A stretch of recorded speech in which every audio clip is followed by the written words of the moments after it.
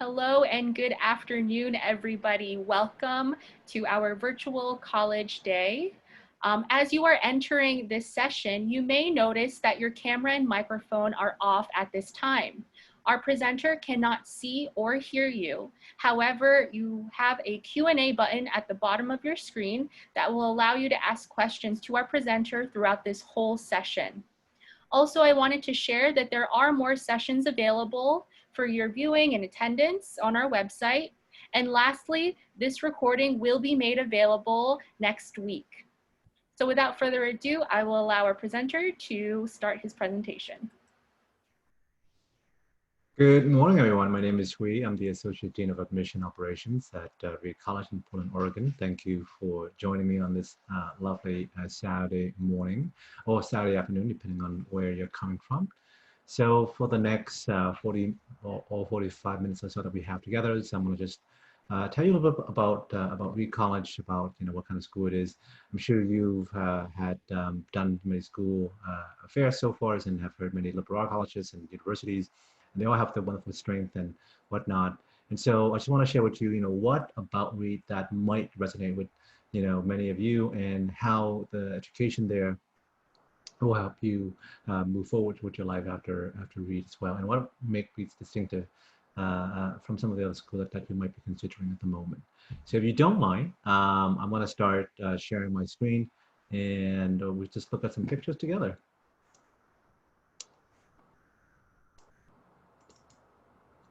All right, and if at any time you have any problem seeing the pictures, whatnot, please let me or the other person know, and we can fix it. All right, just a little bit about Reed College. And if you haven't been to Reed before, you might be surprised to know that it is in the cities of Portland, Oregon. We are about 1,400 students with about 80% of them living on campus at any given time. And we're about in the southeast corner of Portland. It is a very beautiful and gorgeous part of the country, and Reed is no different in terms of like the greeneries, the space. It's 114, it's actually 116 acres. There's beautiful woodland everywhere. When you walk on campus, it feels like you're in another forest.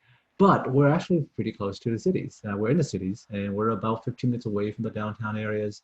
By bus or 25 by bike if you're riding your bike. A lot of our students do. So you have the best of both worlds. You have a nice, beautiful suburban campus, but you're still pretty close to a major American cities as well. This is in fact in the middle of the college campus. This is the bridge that divides where you live and where you go to classes. We have several bridges, so this is not the only bridge that divides the campus, but to just show you, right in the middle of the college campus, it's just this wonderful wood like feeling. And this is your exit to the wood. This is your first look at Elliott Hall, which is one of the oldest buildings at Reed, and also where you have a lot of your classes as well. Reedies hail from over 50 states across the country and over 49 different countries across the world. To be fair, this picture was taken after 2 weeks of quarantine. So this is not they just landed on the airport and we just put everyone together into a small confined space. This is the incoming class of 2020 coming from all over the world. And as you can see, even they're a very diverse group of people. We have about 35 students. 35% of the students are from are students of colors. And what really brings them to Reed, what unites them in their interest is really the academic programs at Reed. Reed is known to being a place where students thrive in the life of the mind. It's a place where the love of learning is very, very strong. The classes at Reed are very interesting in the sense that there are no TA, there are no grad students at Reed whatsoever. They're only undergraduate students. This picture that you're looking at is of Professor Derrick Applewhite. He's one of the biology professors at Reed. And this is quote unquote the biggest bio class at Reed. It has about 50 students. It's taught by 3 professors. They divide the class into 3 cohorts of 15 to 20 students each, right? And anywhere else, this would have been a 400 or 500 person lectures hall. At Reed, it's a class where you're sitting in, a lab doing research with professors. Now, of course, this picture was taken pre-COVID, so they probably would be wearing masks and would be a little bit further apart than it was normal. Read classes are seminar styles. Doesn't matter what you're learning, whether it's the sciences or the humanities. You're sitting, in a classroom with, between 10 and 15 other peers and classmates, and one professor is kind of navigating and dividing the discussion. So it's very, very discussion heavy. It's very writing heavy. It's very research heavy as well. Read professors don't just give you a grade when you get back a paper or an exam from them. They actually write papers about your papers because they want you to know how they evaluate you, and they write in details, how you write, how you think, your thought process. So they give and pay a lot of cares to your educations. I remember I was in grad school many years ago. I remember as a TA having to grade, a tens of dozen and dozen of papers, and I had to do it in a very short time, and I couldn't really give each of my students the care and need that they deserve. At Reed professor teaches between 45 and 50 students per semester, right? That's it. That's the total teaching load. So that allows them to really get to know you. A lot of students and professors have coffee, have dinners, have lunch, outside of classes, and they all go on first name basis. We don't. I don't call any professors that Reed by professor status, and students don't call them either. Research is a very big component of a Reed education. Every student who come to Reed must do a senior thesis before they can graduate. And to do a senior thesis, you actually get a lot of support and a lot of help with that. For seniors, they actually get their own space in the library. They have their own desk that is their senior thesis desk. No one can use it. It's theirs. Depending on what they're doing, they might even get a research grant automatically to conduct and carry out experiments. I remember going to classes, not go to classes, but going around the campus, and I see flyers everywhere. And all these flyers are from the psychology department, from students who are thesising in psychology. And they would just advertise like, hey, please come be my guinea pigs for my experiments, and I'll pay you money or gift cards or whatnot. My favorite flyers that I've seen was a flyer that advertises $15 an hour to play video games for 3 hours. So of course that was like the most popular flyers among all things. One tiny caveat though, you have to play the video games at 3 in the morning because the students were studying sleep deprivations and how it affects your reflex. Now, what we're looking at right here in this picture is actually the Reed nuclear reactors. We're one of the few colleges that have a nuclear reactors, and the only college that has a undergraduate operated nuclear reactor. This is one of the students operators. And to be a nuclear reactors operators at Reed, you just take a class on nuclear physics and nuclear regulation, you pass an exam, and then you get a license from the energy departments to be an operators. And Reed has minted more female nuclear operators than any other schools in the countries. And this is a really wonderful research opportunities for students, and also wonderful job as well, right? The reactor is not there just for show. And to be fair, it's not as a power generation either. It doesn't produce a lot of power. I've been told that this is about 16 feet of water that is under, and it has enough capacity to maybe boil 1 foot of water max. So we're perfectly safe. It's been around for quite a long time. But the reactors is used for a lot of different research, from the humanities to the sciences. We had a student who was a history major. He went to Jerusalem on a dig research. He found some samples of clays and potteries, and he wanted to know like how old those samples were.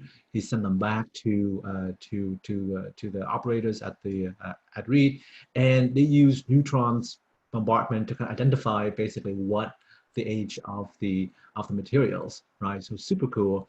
There was another student who was a biochemist, and she was doing food research. She was actually researching chocolate, and she was trying to figure out like how chocolate is modern chocolate, right? Like how much cocoa is in any kind of like chocolate bar. And so she sent samples of different chocolate candies down to the nuclear reactors, and they bombard that, and they kind of figure out how much chocolate is chocolate.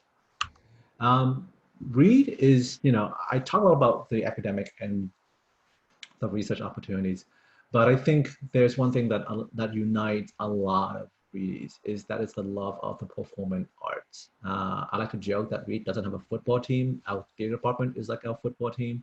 It is a thing that a lot of students do. About 91% of the students who engage in music and dance in theaters at Reed are non-majors, right? This is one of the biggest, so this is one of the two black box theaters at Reed. And you get so much resources as performing arts student, even if you're not studying performing arts.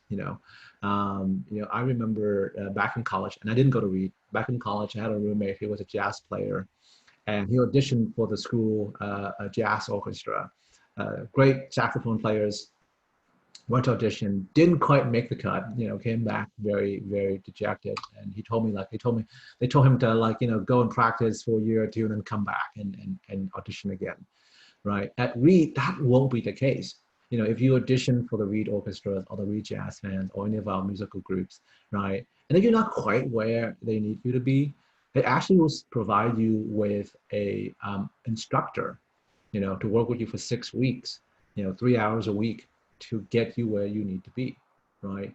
Reed is a school that believes in providing the resources and the opportunities needed to get students to succeed, rather than just say, well, you're on your own, good luck finding resources or good luck finding the thing that you need to get where you need to go, right? We provide that for you.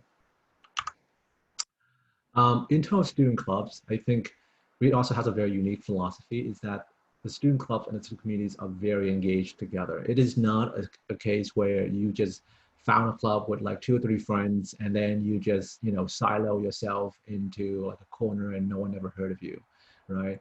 At Reed, student club actually actively have to present and have to engage with their community.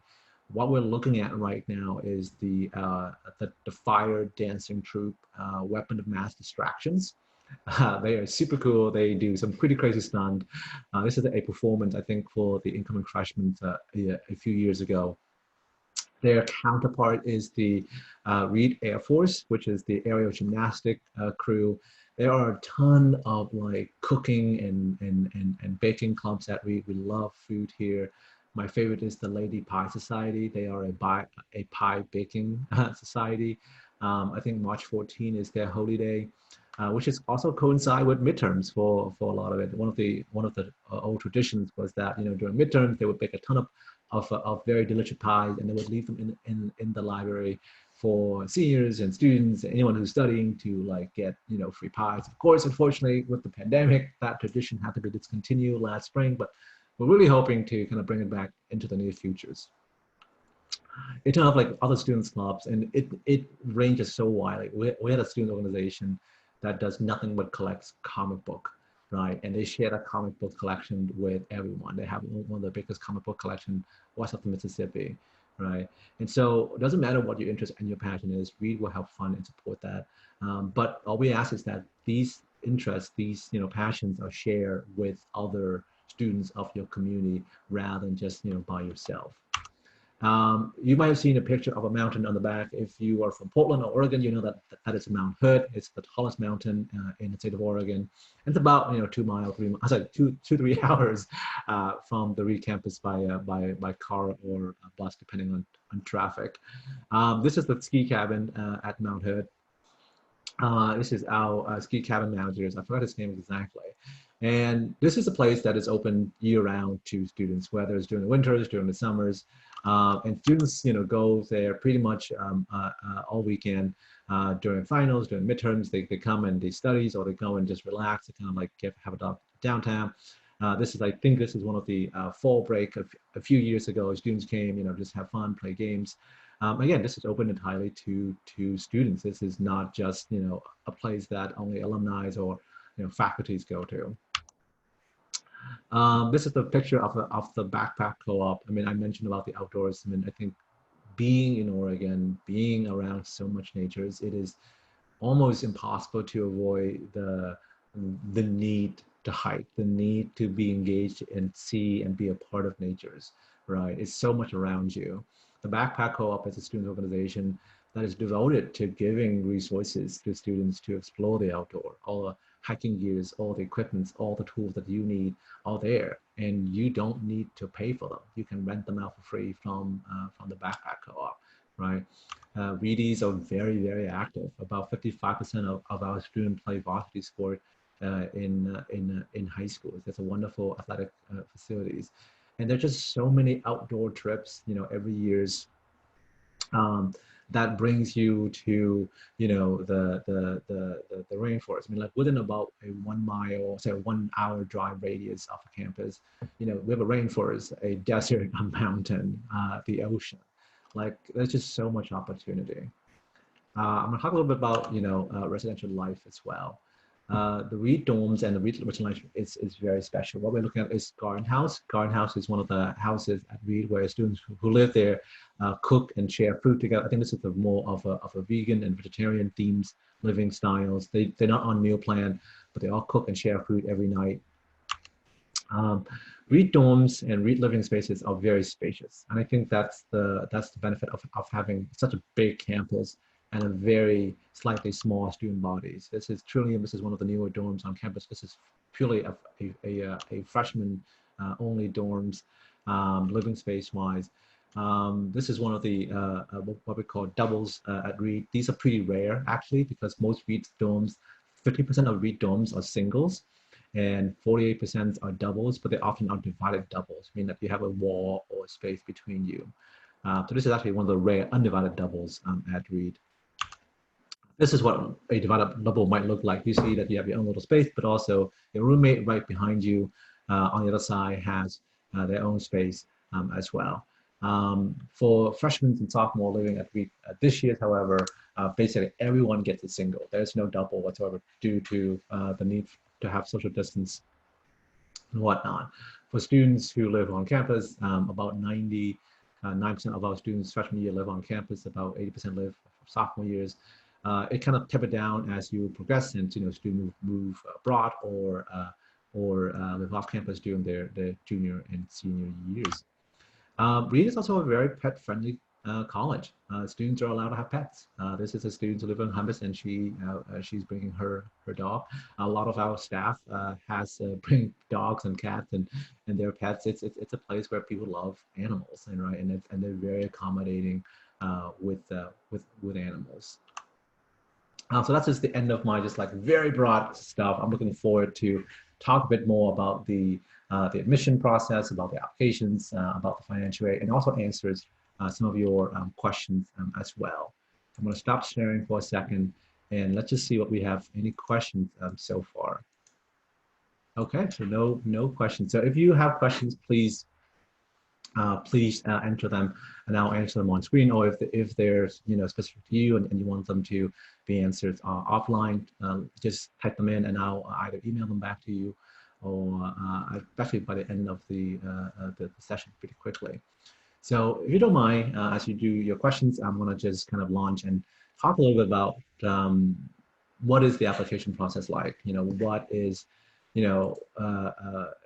the how do you engage with colleges and universities, and how do we engage with you, especially when it's very difficult for families to visit college, to talk to students in person, to maybe spend the night and things like that. All the traditional way are not there anymore.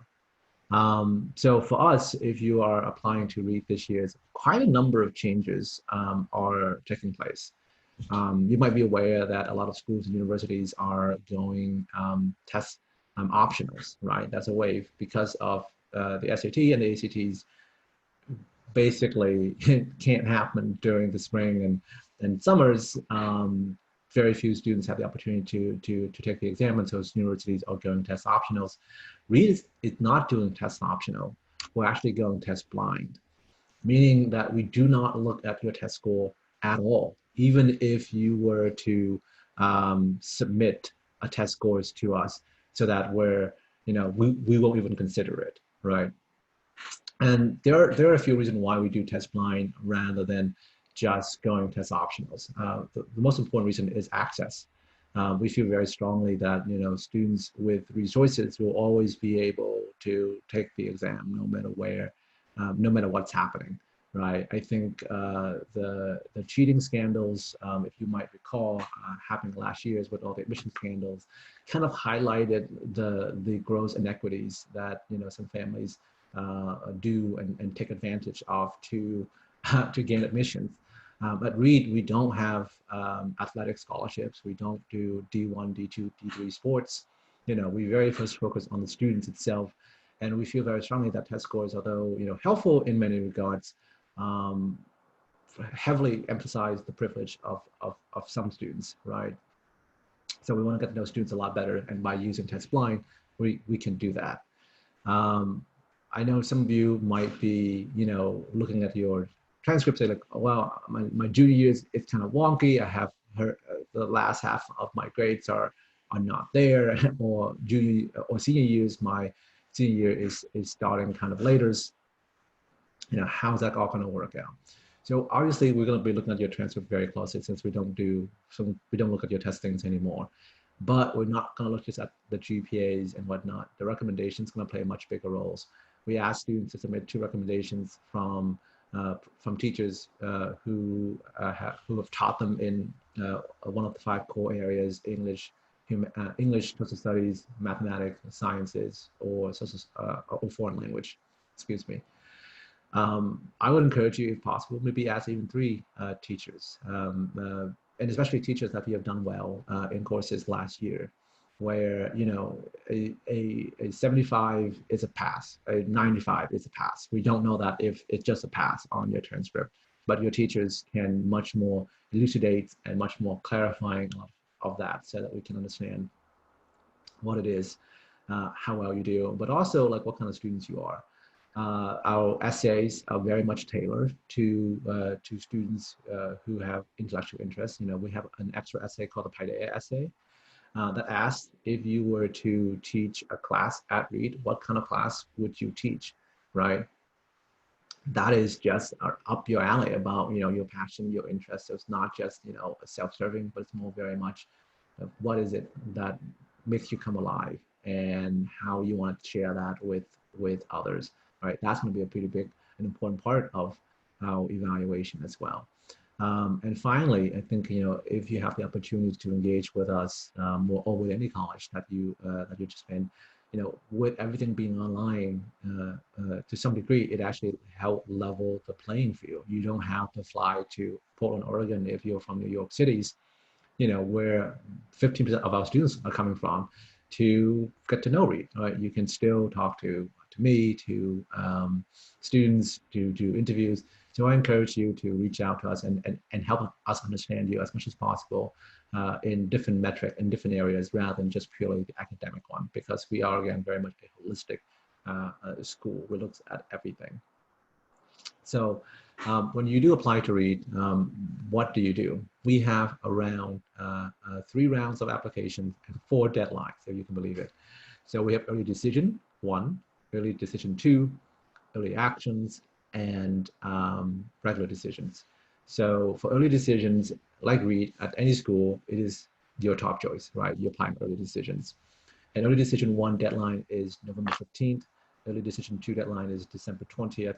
You'll find out your decision within about a month of your application. So you'll find out your ED1 decision by December 15th, and you find out your ED2 decision by January 15th, January 20th at the latest. You apply EDs if Reed is your third choice, and we look very favorably on that, because we understand that students who apply EDs are making a commitment to come to the college if they are admitted. So we admit about 50% of the students who apply ED. Now, to be fair, academically speaking, though, those who apply EDs have the same academic profile as those who apply early actions or regular decisions. So we're not making it like like easier. It's just that these students tend to be stronger and they tend to be very passionate about the college. If you like the college and you want to apply early, but not quite late decisions, I would encourage to apply early actions. Early actions, you apply November 15th, and you hear back by February 1st. And you don't have to come to Reed if you are admitted via early action. In fact, any early action you get admitted to, you don't have to go there, right? And you have until May 1st to let us know of your decisions. During which time you can kind of plan a visit. Right now we have a lot of online options for visiting, but we also have we have some limited in-person visit for students who have submitted an application to Reed, right? So with early actions, you have 3 months to kind of figure that out. Regular decision, you apply January 15th, and then you hear back by March 15th, and you have until May 1st. So again, it's not binding, but it does give you a shorter period. I would encourage you to apply early if you have early actions or a decision if Reed is high on your list, and it allows you a lot more time to think about your decision as well. Finally, let's talk about a little about financial aid. I have one question here. It's a really good question that I do want to get to about financial aids. We meet 100% of a student demonstrated financial need up to the full cost of attendance, and we encourage all families to apply for financial aid.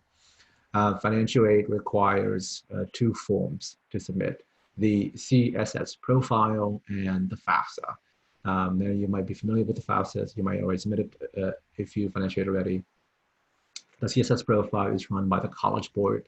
But a little bit longer is pretty helpful for us to kind of understand a student's and the family expected family contribution, or EFC.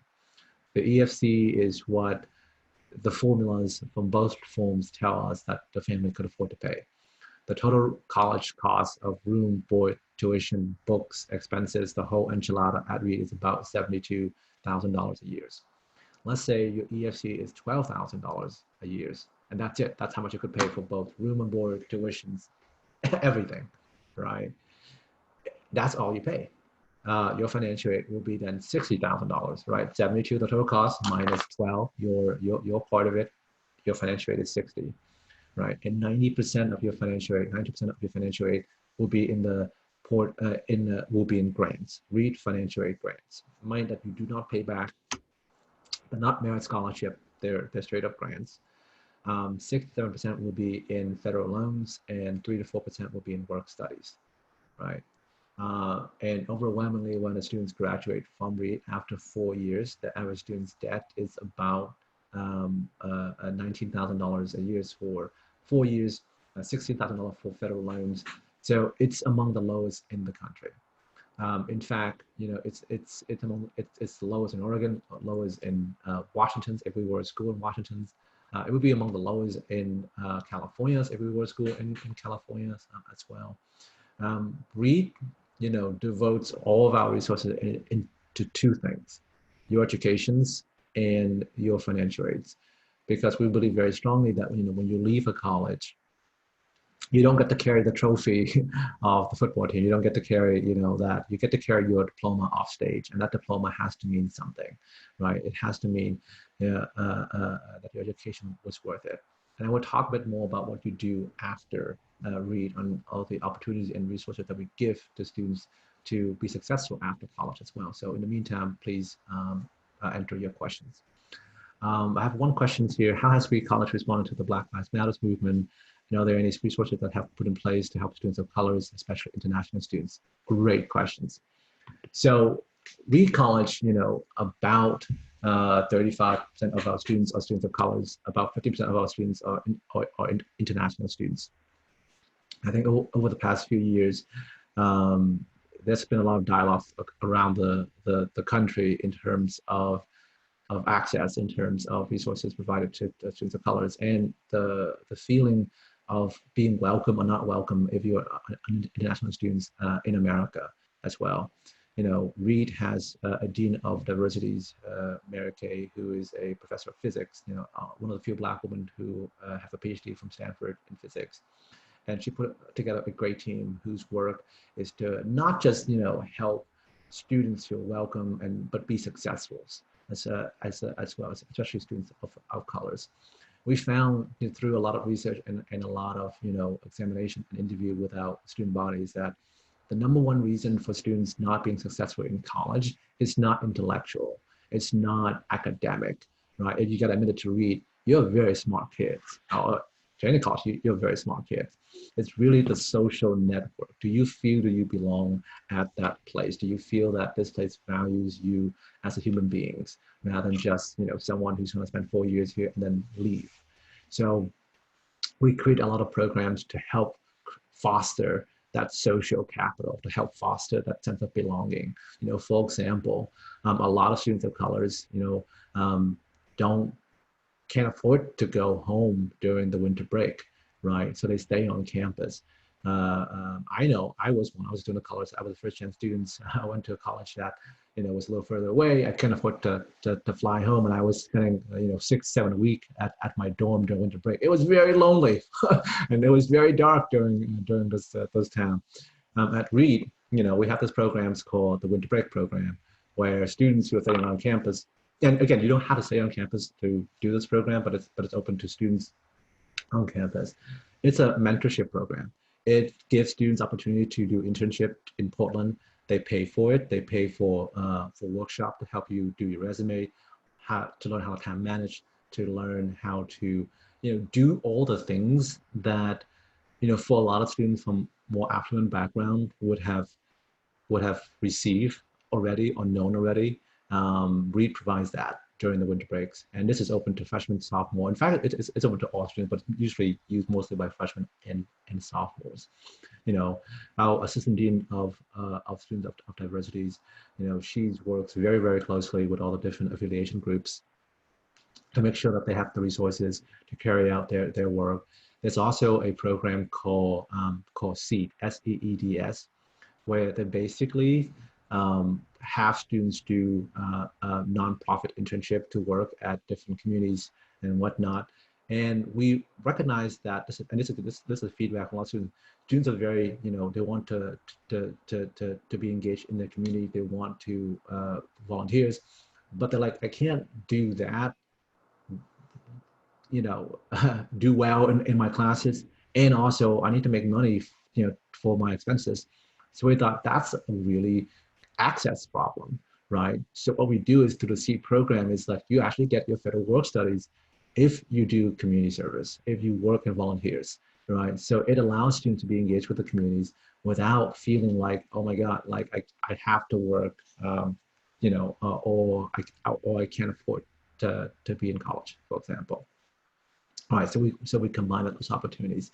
That's another great question from what are the resources for LGBTs Q plus students? I think Reese is one of the few earliest schools in the country that really is embraced the LGBTQ plus communities. It's one of the first colleges in the country to have gender neutral bathroom in 2011. And it's all driven by the students, right? This is a place where everyone who, when you meet and talk to them, they introduce their name, what they do at the college, and their preferred pronouns. My is he, him, his. It's a place where the conversation is very much about opening and accepting. It's not about judgment, and it's imbued within our honor principle philosophies. Everyone who comes to read, whether they're staff, professors, or students, sign a pledge to be honorable. And the honorable principle is it's very simple. To treat others the way that they want to be treated, not the way that you want to be treated. Because I don't know, as a cis male, I don't know what a LGBTQ plus, would want. I have to ask and engage and understand that, right? And that's what Reed is about. It's always about engagement. In your daily classes, with professors, with other peers, you are engaging constantly. You are debating very, very difficult topics. You are, talking about issues that, are inflaming the world. But you do it in a very respectful manner. You do it in a way where it's understandings. So I think there's a lot of empathies from Breed students, from the Breed communities. It's also a place where, I don't think social injustice is ever ignored. It is, in fact, there's a dorm called the social justice dorm.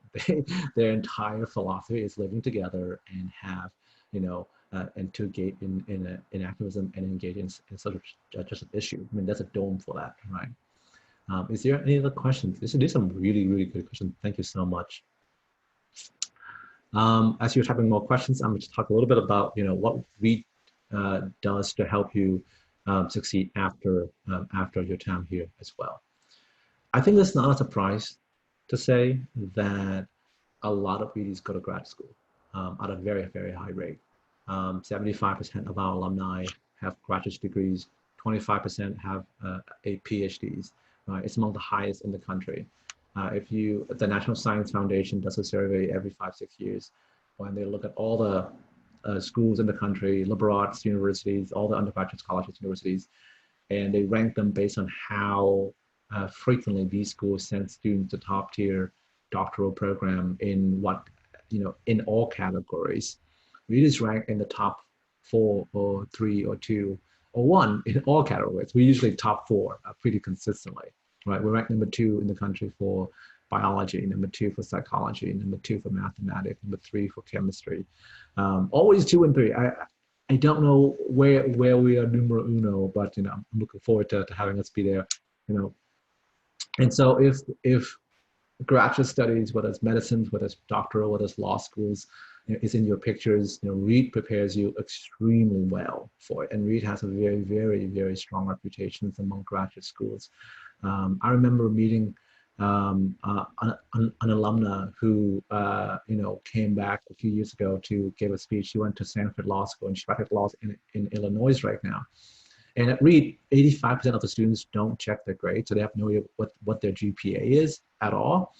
And she never checked her grade when she was at Reed until she came back for this reunion. She gave a speech about law school and all that fun stuff. And she's like, you know what? I had this curiosity, like what was my GPA at Reed?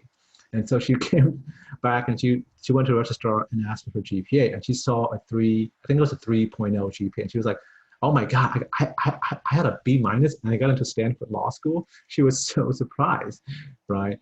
And that kind of like speak to really the reputation and intellectual rigors that the college has among graduate schools, right? Now, you might say, that's fantastic, but what if I don't want to go to grad school? Like, how does we prepare me for other aspects of life that it's not just going and be in a classroom for another few years, right? Really well, actually.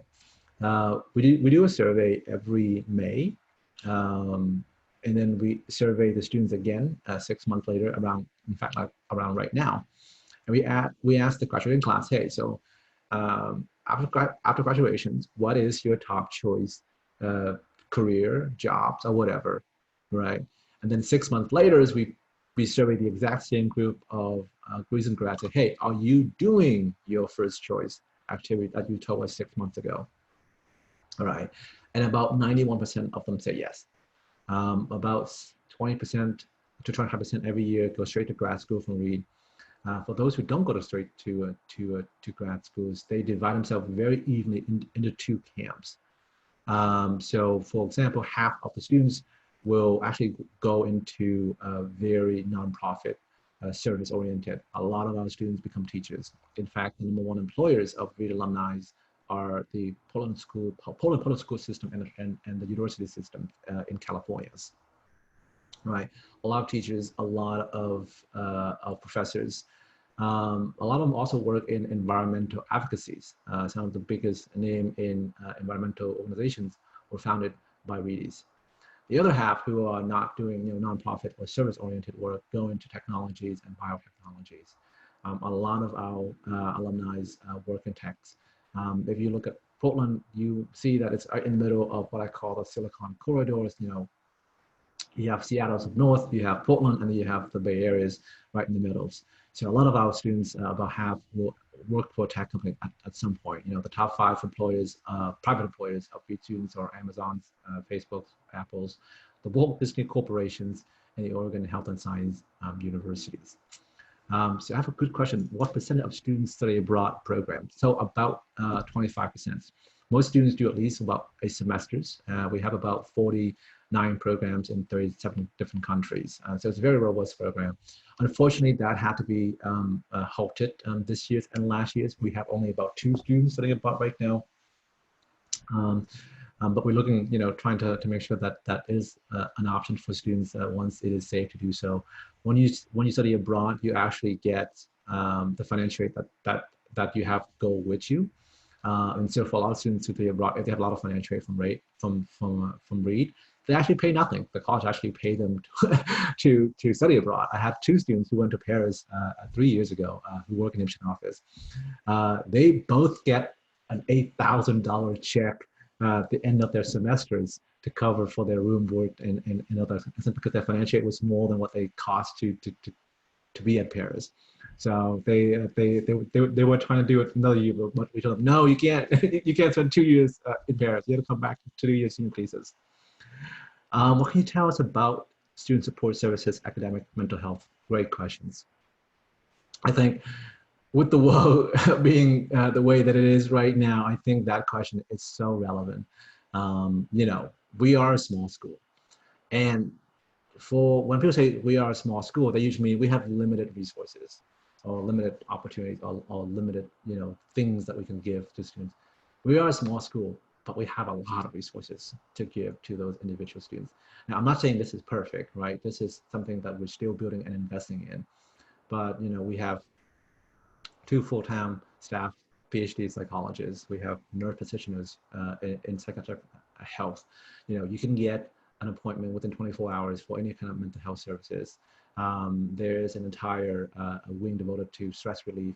So that's a lot of, like, you know, built-in infrastructures to help students to work through a lot of, you know, both mental and also physical health as well. We have a full-time MDs and a ton of nurse practitioners on staff to help with a lot of supports, and it doesn't take you very long to access that. In terms of academic, I think this is also very important, you know, because Reed is known to be an academically rigorous college. For every subject that you have 2 hours of guaranteed tutoring in that specific class. So we would find, so if you know, say, let's say you take linear algebras, right, and you're not a linear algebra kind of person. I know I was not. You get 2 hours of tutoring from someone who have taken that class a week, right? There's also a lot of external services. So meaning, like, you know, if you were to find that you need, you know, more TAMs, more supports from psychiatric help outside the college will help coordinate and make sure that it is provided to you as well. For students who have any kind of academic plans that they used to in high school, we work with you over the summers before you even transition to the college to make sure that plan is implemented, you know, fairly seamlessly, so that your professors are aware of it, and that, you know, you have the accommodation that you need as well. Great questions.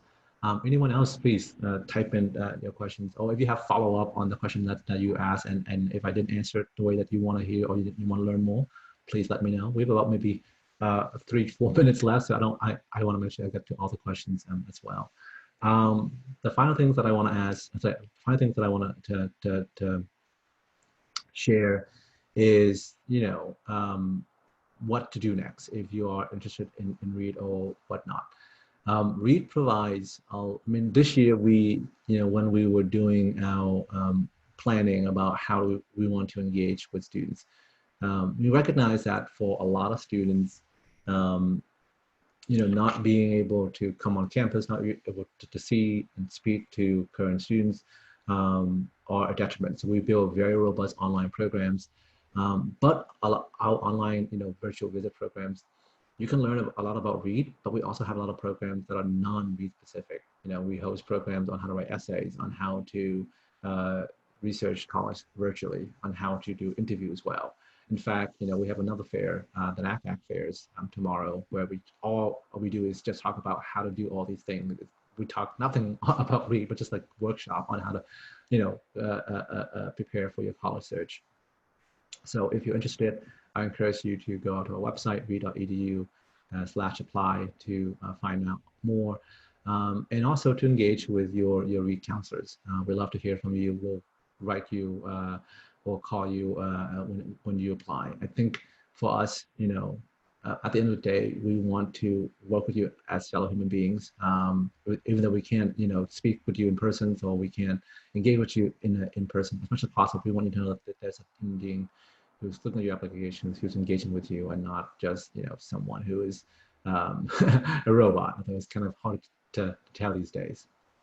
So I think with that, it's kind of like my time is up, but if you have questions, please enter them. And if I don't get to answer them, I'll email you the answers later.